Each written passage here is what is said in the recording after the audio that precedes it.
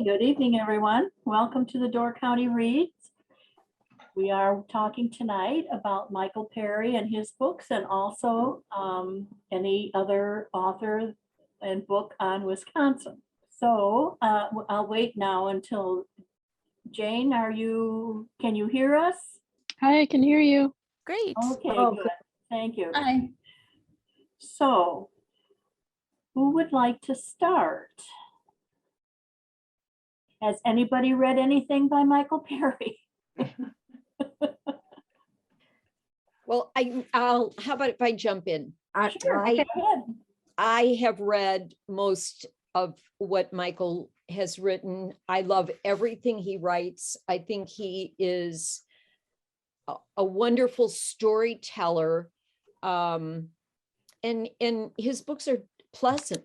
I mean, they're just wonderful to read.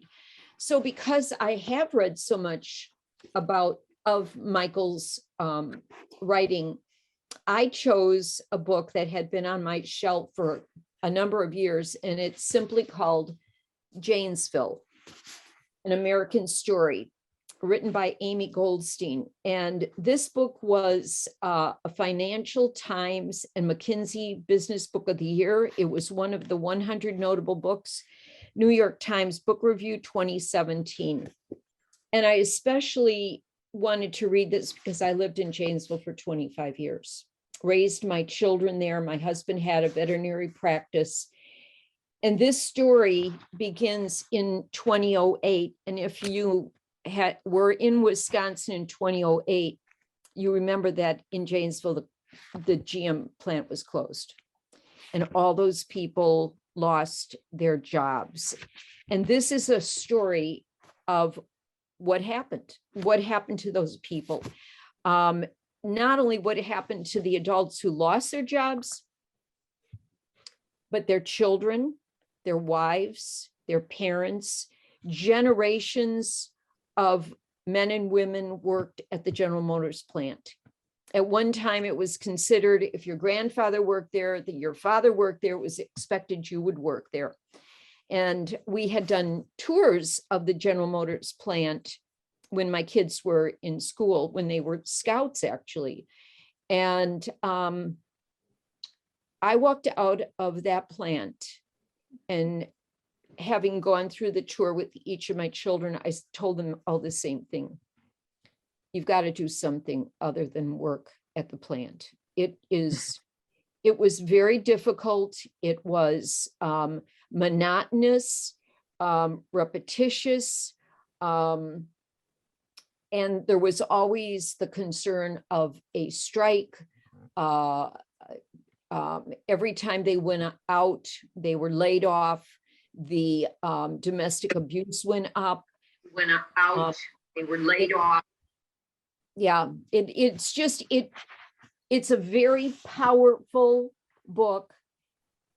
I was very emotional reading it because I recognized some of the names in the book, people I knew. The high school that's referenced is the high school that my children went to. It was at the end of our street, and our neighborhood was a lot of General Motors employees.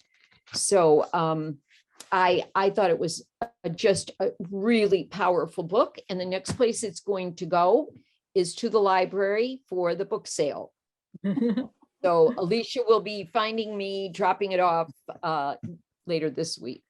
I really, it is a Wisconsin story. That plant was in Janesville for, I don't know how many years, originally tractors.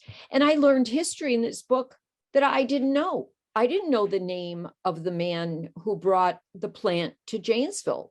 And I didn't know who the man was who started Parker Pen, the other big company in Janesville where a lot of people were employed. Do I recommend the book? It's a powerful book, but it's hard to read. It's really a tragic story. So I will mute myself. Okay. Has anybody else read anything other than a Michael Perry book on Wisconsin that would like to? Okay, Carol, you want to go ahead? we'll get those out of the way first, and then we'll go into Michael Perry. Okay. I read The Cultural Toolbox by Anton Troyer, who is, it's traditional Ojibwa living in the modern world. And it's rather an amazing story because to me, I didn't know anything about Ojibwa culture other than what we peripherally hear. So I didn't know anything about their traditions, their religious values, their, you know, cultural stuff. And this is a man who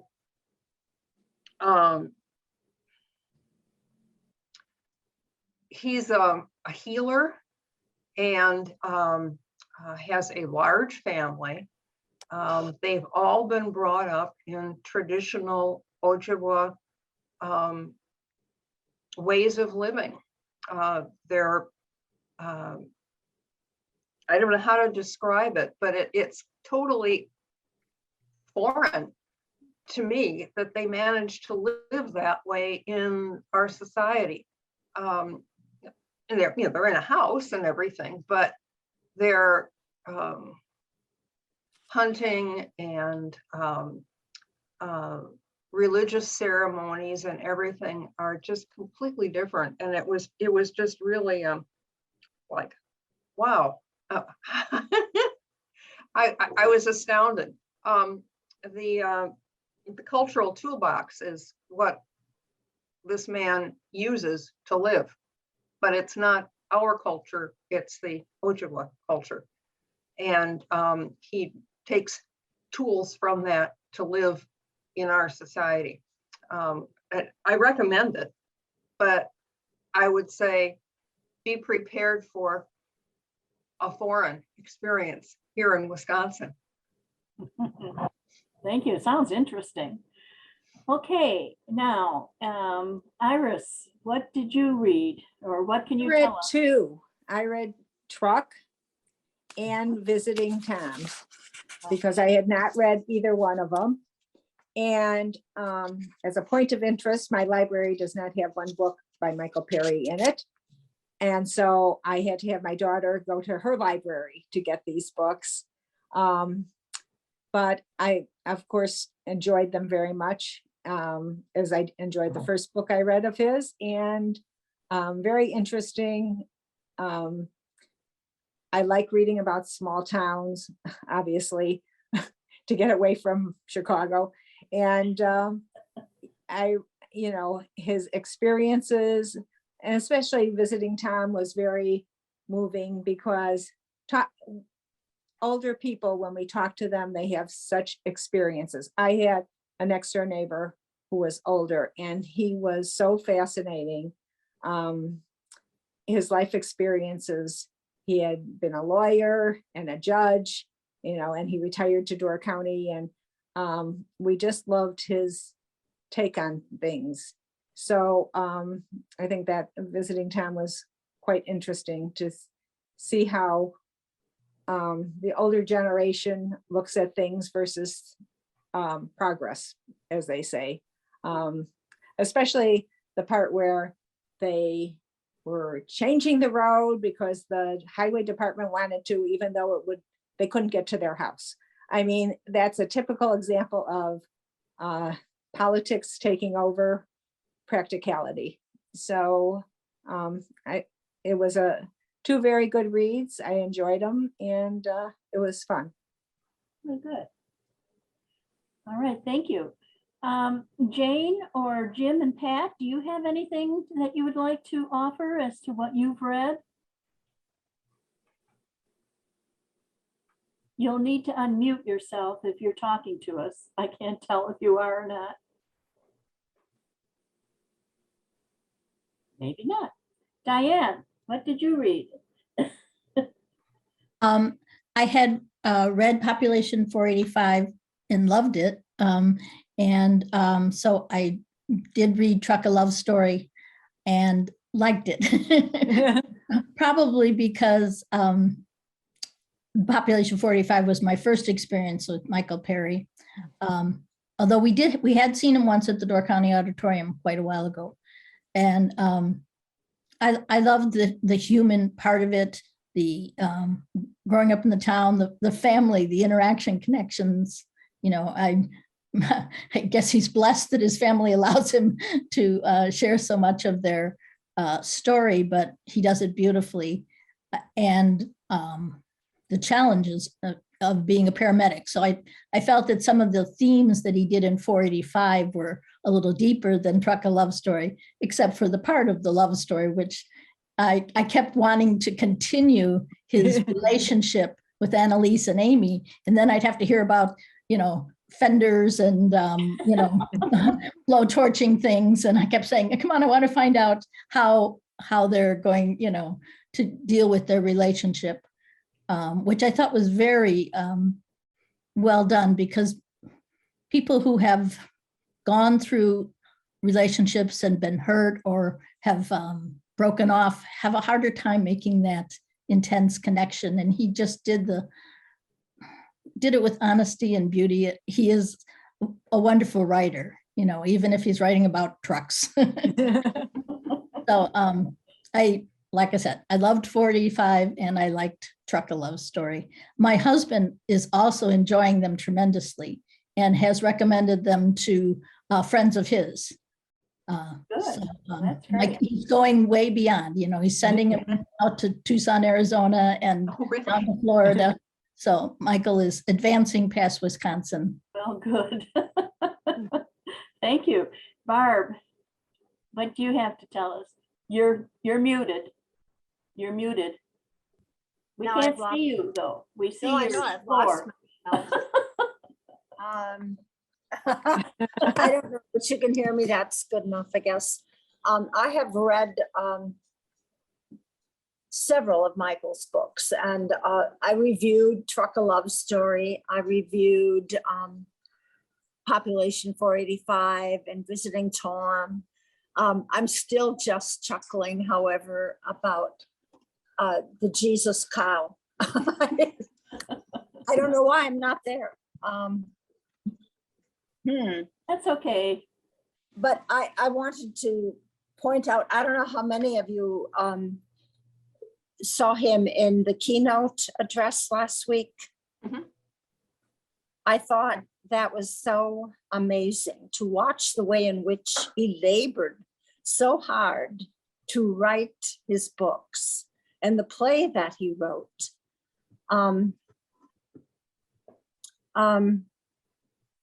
I did not know he produced a play, Population 485. And he spent 2 years working on that and bringing it around the state. Have any of you seen it? Well, So it was performed on Friday evening by Rogue Theater and at the Prince of Peace Theater or Prince of Peace Church. And then they live broadcasted it on YouTube. And there is a link on doorcountyreads.org. And you click into the calendar and it's just a full page of all of the events. And the video is embedded in that page so you can watch it whenever you wish. Okay. I just think it would be amazing to see it. And it's with local actors too, so that's really neat. Carol, are you the only other one who has seen the keynote I presentation? don't know. Out of this group, apparently. Yeah. This is Jim. right. We saw it. Where's Jim? Jim and Pat Blair. Don't see you out there. We've got the video off, but one thing I wanted to add was that if you have not had the opportunity to listen to Michael Perry and the Longbeds, his band, you should do that. His songs are just like a story. They are short stories in and of themselves, and they're wonderful. It's me, I was up here. thank you. Can you tell us how we can connect to that? That's mute. I think you could go on to YouTube And I just put in Michael Perry and that might come up, you know, some of his performances and songs. I mean, it would be worth a try. I haven't tried it, so I don't know for sure, but His Digital one. website is Sneezing Cow. right. And so I'll put that in the chat. And I think there's some links good. to his music on his website. Yeah. And our wonderful Door County library system has his CDs, so you can order them and they're great. Sneezing Cow is another good place. YouTube is another good place. And Little Tint Radio on YouTube, you will see him performing live with his band. And just a little interesting side note here, Justin Vernon from Bon Iver, who is probably an indie band that maybe many of us don't really relate to because we're kind of in that other age group. But he was a performer. He played guitar on the first two Michael Perry albums. Oh, wow. I didn't know that. Interesting. That's all I got. Oh, a lot. Thank you. Thank you. I thought I'd ask some questions that would get some discussion going.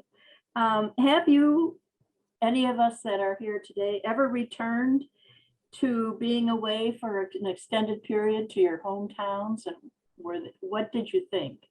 Were they as sentimental as you thought they would be, or how did you feel about them? Anybody? Okay, Patty, you're muted. There we go. Okay. Yes. Well, it's interesting that you asked that question. I've had two experiences. I wasn't born and raised in Janesville. However, as I said earlier, my children were, and we hadn't visited Janesville in a good number of years. We've been here in Door County 22 years. And this last summer, we decided before we were going to visit some friends there, we would do a tour of Janesville. And we drove past the home we'd built, where, as I said, my kids were born and raised there. We went by their schools where I served on the PTA and was a volunteer cookie mom, which you don't do anymore. We went by where my husband had his veterinary practice. We went by the hospital where my kids were born. And it was very nostalgic. You know, there were a lot of changes that have been made.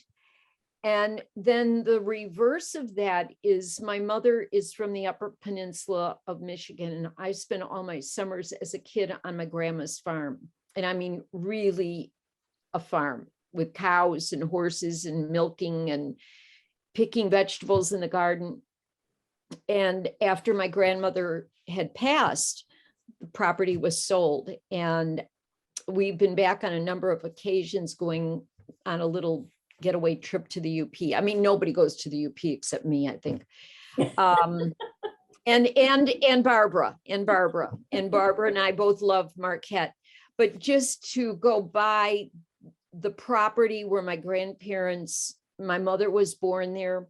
I spent, as I said, my summers. I loved my grandmother. She was widowed quite a while. And there's nothing there. I mean, the buildings around there was the typical little general store, a bar. The church was next to my grandmother's farm. They moved that down the road. It's closed and abandoned. The only thing that's viable there is the bar. That's it. Where were you living when you were growing up, Patty? Chicago, the Chicago. suburbs. Okay. The suburbs. We moved to the suburbs from the city when the first suburbs were developing. Niles and Iris knows whereof I speak, and anybody who's familiar with Chicago. But it was it was hopping the border from Chicago. Then you're in the first suburb, Niles. Right. But because of having family on this farm, knowing my grandmother, my mother was born and raised there, and her stories, and to see it so derelict is the best word to use. after going there this last fall, just in October, early October, I'm not going back again. It was too heartbreaking. It broke my heart to see what had happened to it and the property. Just not the same. No, I can't go back. And of course, my kids don't have any connection with it because my grandmother died when I was in high school. So I'll mute myself. So I had the two experiences. Janesville seems to have blossomed, and it has found a new path. The plant is gone. The plant was completely taken off the property. However, they have to figure out how to sanitize it, from the pollution, the groundwater. But it's come back. And then I think of my grandmother's farm and her little town, and it's not there. It's gone. So. Anybody else? Thank you, Patty. Anybody else? They gone back home? What used to be home? You're muted, Barbara. You're muted. Okay, I've had kind of the complete opposite experience returning to the Upper Peninsula. I was born and raised in Marquette, Michigan. We were on the shores of Lake Superior, and it was an idyllic place in which to grow up. And now going back, and I haven't been back because of COVID for almost 3 years now. It has grown and expanded, and some people might say prospered. I find it hard to accept the way in which it has changed, because it has become more citified, expanded, with multi-lane highways, and it's just not the town I grew up in, but it's still Marquette. It's the university has grown, and that's wonderful. The theaters have grown. I mean, the performing arts. All in all, everyone complains about the growth. I have to agree people with we you. know, oh, it's growing, we can't. My son went to Northern Michigan University, so I'm Yeah. familiar with Marquette just from going to visit him. Sure. And we went back, and he's been out of college for many years, and we went back, and it just doesn't seem the same either. It's in just, maybe a span of 10 years, it's changed tremendously from when All he- the condos that have gone up Yeah. everywhere. Yeah, The but it's a beautiful hotels. place right on the, It on is. the lake. Yeah. Yeah, it is. How about you, Carol? Have you gone back home? Well, I was born and raised in vicinity of Hales Corners, Oh, which is just south of Milwaukee. And I have not been back, for probably 20, 25 years. I didn't have, I was back to the northern part of Milwaukee to take care of my parents, who both passed about 12 years ago, but not to the south side. So I really can't compare as far as that's concerned. I didn't really have any strong ties to the area. The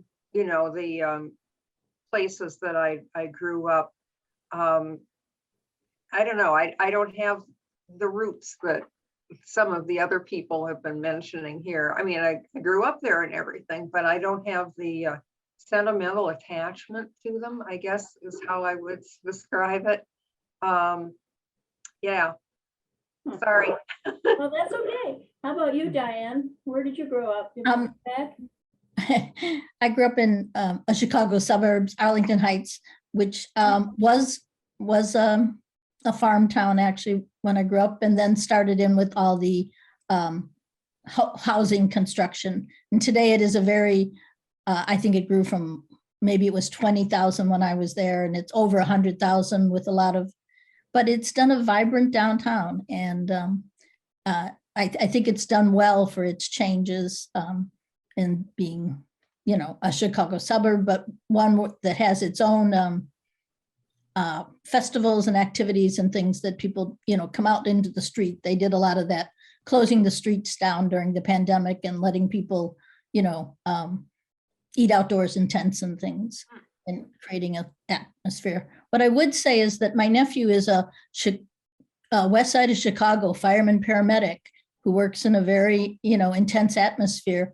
And he has a one-room cabin up in the UP that he goes with and brings buddies from the fire department. And for them, it's just emotionally healing to go out to fish and to snowmobile. It goes all seasons. And I think it's very healthy for them to get away from the intensity of their calls in the city.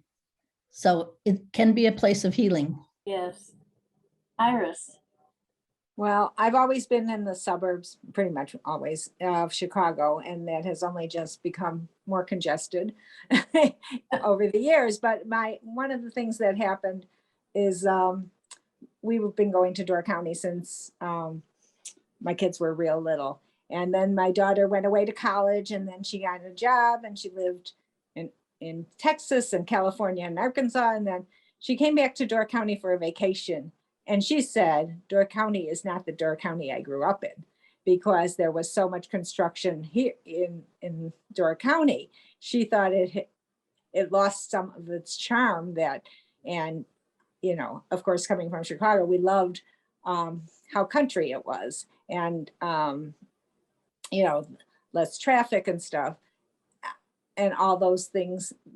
But, you know, we go to Egg Harbor, and there's all these buildings now that weren't there when we went 40 years ago. So it has really grown, and obviously the traffic has grown, and all those things. So Door County has changed a lot of all the places, not so much where I live here. I don't know that you notice it so much when you live here, but my brother, for instance, has the same feeling as your daughter. He was more than he was up here every single summer of his life and worked up here and was taught at Gibraltar High School and after he was out of college. So, and he is just horrified. I mean, he comes up now. I mean, we have a farm that my folks had and everything, and he comes up, but he's always, you know, he always, every single time he tells me, I just can't believe this is Door County. It's what's happening to Door County. Yeah. So what do you think is that community atmosphere that is so sentimental to those of us who we live in a relatively small area now, but those homes, like you said, Patty, what do you think? You know, that small, the atmosphere, everybody knows everybody kind of thing. Exactly. It's the camaraderie. It's the feeling of belonging. I too have visited Door County. The first time I came up was in 1972. I spent, as I said earlier, I spent my summers up in the UP and also Marinette, Menominee area where my aunt lived. But I didn't know anything about Door County. I didn't know it existed across Green Bay as a kid. But when we started coming in 1972, we had a 1-year-old, and Al Johnson's was one room. There was no wait. You just walked in. The White Gull Inn was not expanded. You just walked in and you got a table. And now you can barely drive through Sister Bay. Iris, I totally agree with you. Living here day to day, the changes are, Holly, my feeling is I try to avoid the downtowns. I don't want to be here for festivals. It's just so chaotic. But getting back to your question, which I love that. I think it's the community, and even growing up in Niles, when I was there, we moved when I was 5, and we knew every single neighbor within 4 blocks of our home. We knew every single kid. Every morning at the same time, the front door would open and all these kids would pour out and we'd all walk to school. We Yeah. knew everybody, we went to the carnival, and it was community. That for me is the heart of where I live, whether it's Door County and I make my community here, and having come to Door County and working in the community, that really instilled in me a sense of community, knowing the people and knowing the people cared about me. And if something happened, I sense we're losing that in a way. I don't even know my next door neighbors who have a bed and breakfast and bought it a few years ago. When I walk by, they don't even say hello. Maybe I shouldn't have said that out loud. But I mean, Holly, you were one of the first people to give me that sense of community when I walked in the library 21 years ago this month and said, I want to join a book group, but nobody will let me. And you said, start one here. And you welcomed me and became part of that first group. And that's community. Yeah. Yeah, I think that's what is so interesting about Michael Perry's books, is he talks about community. And he obviously loves that small town community feel. He lives in Eau Claire, I think now, but out in the country. And he belongs to the fire department and the EMTs and all that good old, community stuff. Goes to the stuff that goes on, the festivals and the dinners and the whole 9 yards, and loves it. And his family has joined him in doing that. And I think that's what's so charming about his books, is because even if you grew up, I was a Chicago girl. Lived in Chicago until I was in junior high and then moved out to Des Plaines. So, I didn't have that sense of community other than school community. But as far as the community itself, no. So coming to Door County in the summers that's where my heart was. And that's why we live here now. But anyway, how about you, Pat and Jim? Can you add something? Where are you from? So our story is that Pat was raised in Madison her entire life. I was an Air Force brat that was in probably 13 or 14 schools by the time I graduated from high school. And we met as teenagers, married in, well, we won't even go into how long ago that was, but we honeymooned in Door County, and we knew right away we wanted to live here, and we came back every season, and we ended up buying a house that's probably about 1,000 yards from the cabin that we honeymooned in. Oh, nice. That's a nice story. Nice story. Thank you for joining us tonight. That's really nice to have somebody else come in. Anybody else?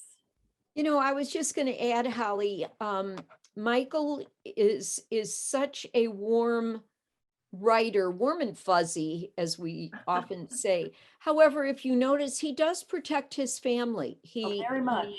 He is very protective of his wife and his daughters, and does change the names of the people in his community. Although, as he said, if you met them on the street, you'd probably be able to identify them. And I think one of the things that I love about him, I was fortunate to see him in person at the Stoughton Opera House.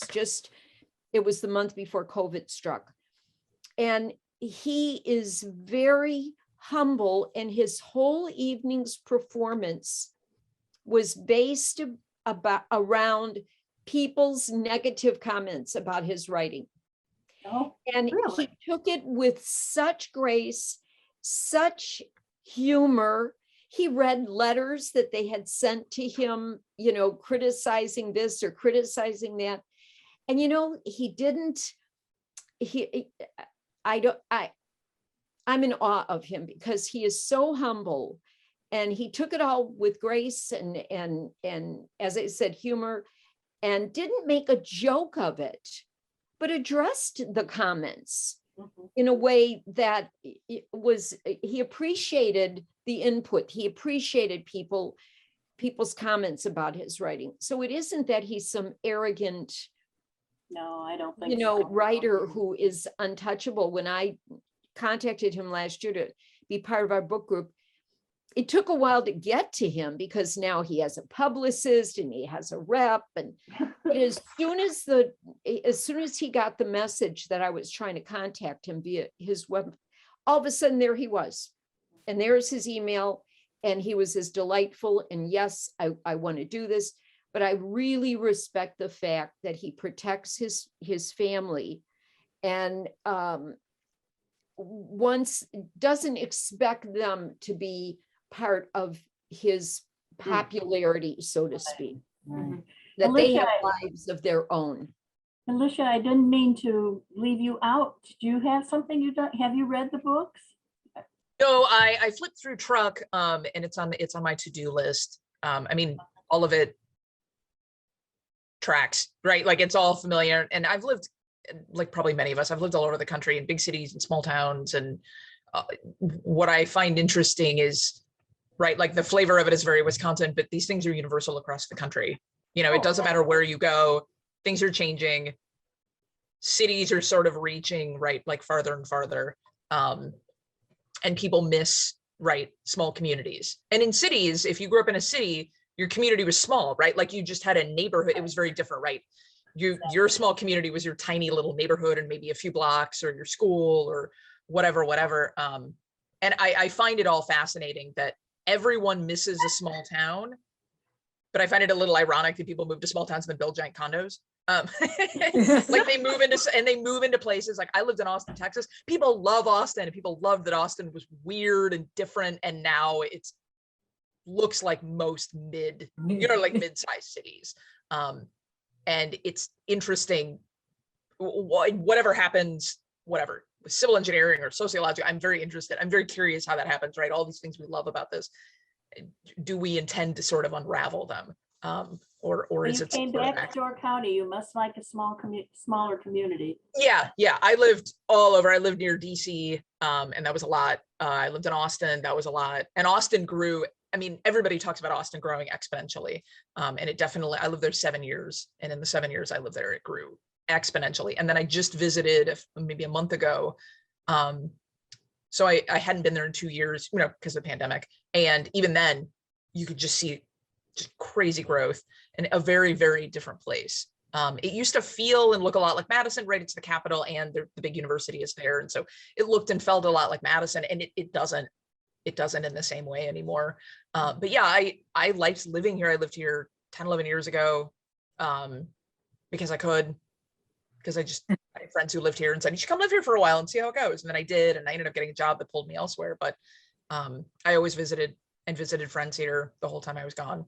And it was a place that after moving a bunch, I wanted to come back to. And I think one of the things that I miss about small towns and the places that I've lived that seem to change is that they all had their own character and characters. And as these places change, there's less and less of that, right? You could go to a lot of different places, close your eyes, spin around, and you don't really know where you are. And, you know, a lot of these small towns, you could spin around and know exactly where you were, right? There's 20, 30 years ago here, there's no question you know exactly where you were.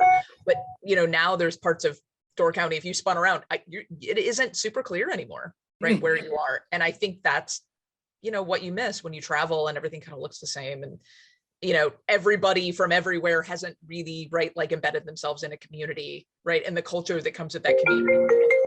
You know, when that stuff starts to go away and it all feels kind of the same. I mean, that to me, that's the part that's kind of a bummer. You know, it's the thing I like about traveling is going to different places and seeing how communities interact and how every culture, right? There's like a little culture in every tiny community you visit or big community you visit.